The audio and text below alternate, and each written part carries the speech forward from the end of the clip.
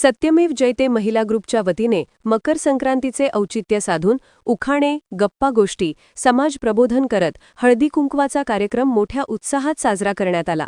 दरवर्षीप्रमाणे याही वर्षी सत्यमेव जयते ग्रुपच्या सदस्यांनी आयुष्यात आलेले बरे वाईट अनुभव कथन केले।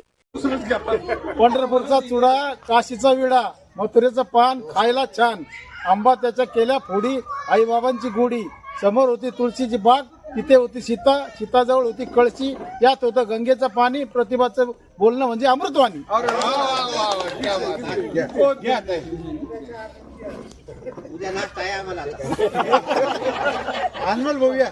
संजय भोंडगे यांनी पोलीस खात्यात सेवा करताना गुन्ह्याची उकल करताना आलेले अनेक रंगतदार किस्से सांगितले।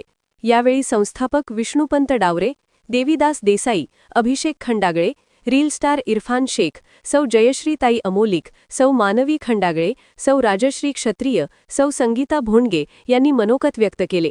यावेळी सत्यमेव जयते ग्रुपच्या सदस्यांनी उपस्थित महिलांना विशेष भेटवस्तू देऊन सन्मानित करण्यात आले।